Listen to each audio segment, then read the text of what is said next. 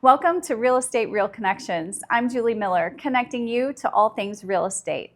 Today we have Megan Williamson from Megan Williamson Photography joining us. Megan, thanks for being here today. You're welcome. Well, when I was thinking about the guests I wanted to have on the show in regards to real estate, I thought you would be the perfect guest, especially as we're about to enter the spring market. I feel like real estate photography is something that is often overlooked and probably very needed in most cases. So before we jump into that, can you just tell us a little bit about your background? I have a degree in marketing, but by the time I graduated from college, I already was doing a lot of photography, and friends started asking me to do their weddings. And so for about 18 years, I was a wedding photographer. I would do some families and seniors, but my main business was weddings. And that was a great fit as my kids were young. And I considered myself a stay-at-home mom. And then on the weekends, my best friend and I shot weddings together, and the husbands would stay home with the kids. And so it was kind of my outlet, I guess you could say. Like, I loved what I did, but it was also my me time away from the kids. And then about 4 years ago in 2020, I had done a little bit of real estate photography, but hadn't gone full-fledged into it. We had moved here from Illinois, and I had the opportunity to start shooting with McInnes Realty. And that just kind of opened up doors. And 2 years ago, I completely left wedding photography. Wow, congratulations. That's exciting. So you say McInnes Realty, your husband is an agent there. Yeah. So ironically, he was not with McInnes. Oh, he wasn't when at I the started time. shooting. Okay. He was not even, he had his license, but he was still with his other full-time job and was with another brokerage in the area. And so you were kind of the catalyst that got him. Yeah, okay. I did. There were so many things that I loved and love about McInnes that I kept saying, like nudging him here and there, you need to move over, you need to move over. Like, I feel like this is what you're missing. And he's been there, I think, 3 years now and absolutely loves it. So if you could talk to us a little bit about real estate photography, just kind of tell us what we need to know, the viewers who may be considering listing their homes, the agents who may be watching, who maybe don't currently get professional photos done on their listings. Let's talk about why that's important. Okay, yeah. So we live in such a visual world now. Everything we're looking at daily is our pictures. So you have about 2 to 3 seconds to capture your viewer's attention. And how you do that is with images. And so I always say that if you're to put your best foot forward, you want to hire a professional photographer. And you just can't get those images with your cell phone. There's a lot of things that go into it, whether it's equipment, staging, how you hold the camera, like vertical lines and horizontal lines, even the width of the lens and how far you can see in a room. When you hire a professional photographer for your listing, you're also showing future clients that you're going to do that for their listings as well. So it's not just that house that you're trying to sell. It's that you're showing your future clients that you're going to put your best foot forward and you're going to showcase their house in the best way as well. Very good point. It's kind of like, I like the analogy that you used in getting professional hair and makeup done. Mm-hmm. And there's a reason why we do that. Yeah. Right? Yeah. So, I mean, we were talking about this because we've done some other things together, that when I'm doing branding pictures for myself or talking to my clients about it, I always say, have your hair and makeup done professionally. It's not because you're trying to be someone that you're not. It's because you're trying to put your best foot forward. It's the same thing with the house. Like, even in terms of picking up, my house never looks like what it does when I'm listing it, but I want people to come in. I'm trying to sell a house here, and I want it to look the very best. Megan, when a client is looking to possibly list their home for sale, what are some tips or advice that you would give to them? When you're looking for an agent, I highly recommend not just interviewing them and talking with them and seeing if they're a good fit, but also see what they've done for previous listings.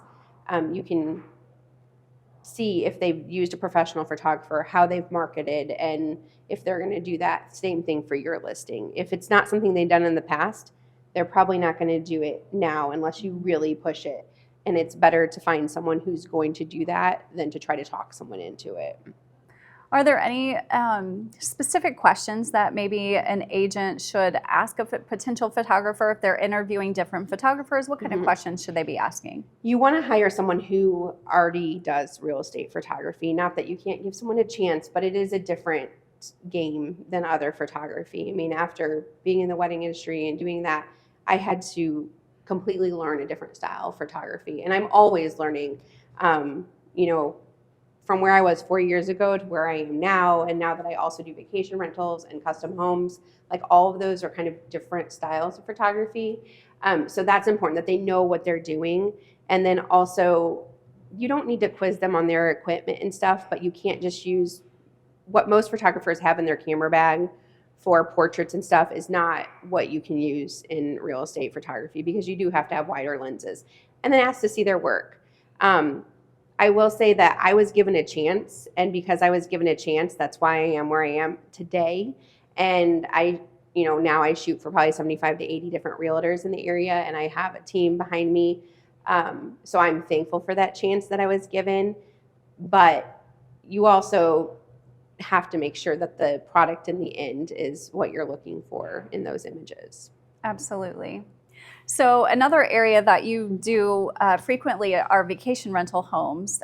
So tell us a little bit about that. When I'm looking for a vacation rental and I see images that aren't professional, my mind immediately goes to what else are they cutting corners on? Are they not hiring a cleaner?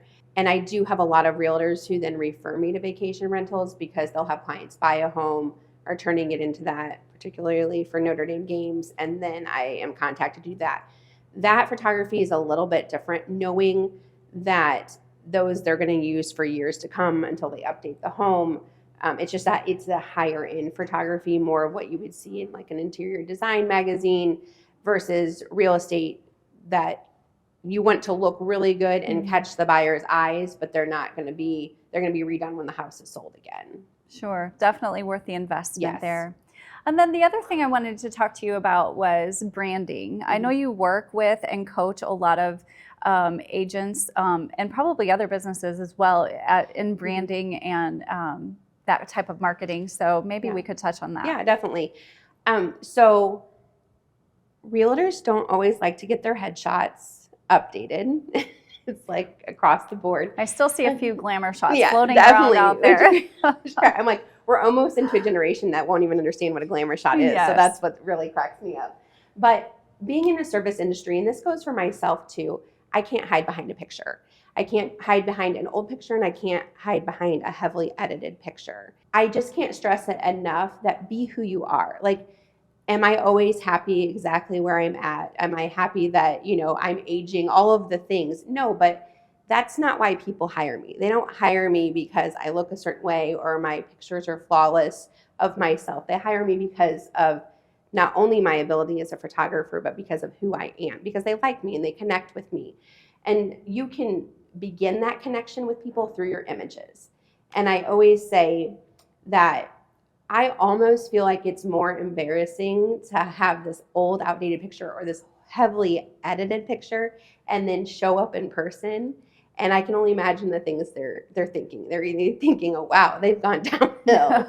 So honestly, most people don't enjoy updating their headshots. I don't even enjoy updating my headshots. But, in years down the road, those are going to be your young pictures, whether or not right now you feel like it's, that you've aged since the last time. And just being authentic. It's just, we live in a world that has become so fake, and it stands out being authentic.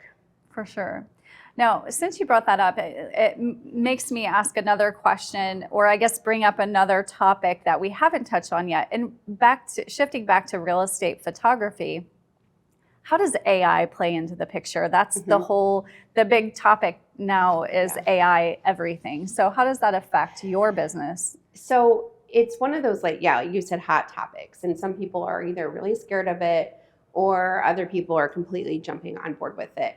And being in photography and videography and stuff like that, there are so many benefits. I'm not going to lie. Like there are a lot of things that help make my business run smoother. But that's what it is. It's making my business run smoother, not creating fake content. And we are kind of walking this line with real estate photography between the real and the fake. And there is a balance. I was recently listening to a podcast of other real estate photographers. And one of the things that they said, because there is the fear of, will I have a job in the future, is actually taking it back to what it used to be. Stop doing the fake windows, the fake skies, all of the things that you're seeing in real estate photography, because that's actually what's going to make you stand out. When you take a listing live, the images have to be current and really represent what the house is. So a lot of times I'll have an agent, or it happens more with homeowners when I'm there than the actual agent asking me, but they'll say, can you fix the gutters? Can you fix up the wall? Can you do all of those things? And I always tell them, if they're going to be painting a room or they're going to be doing X, Y, and Z prior to the house going live, then yes, like there's a hole in the wall, I can fix the hole. But it's that fine line, because if they don't fix it, then it's a misrepresentation. Well, I really appreciate your time today. Thank you so much. It's been super informative. If somebody wanted to reach out to you and work with you, how could they find you? They can find me online at megwilliamsonphotography.com. I'm also on Instagram with that same handle, or they can call or text me, and my number is 574-261-5704. Thank you so much, Megan. You're welcome. Thank you. Thank you for watching Real Estate Real Connections. This episode has been brought to you by Metropolitan Title, Indiana's #1 title insurance team.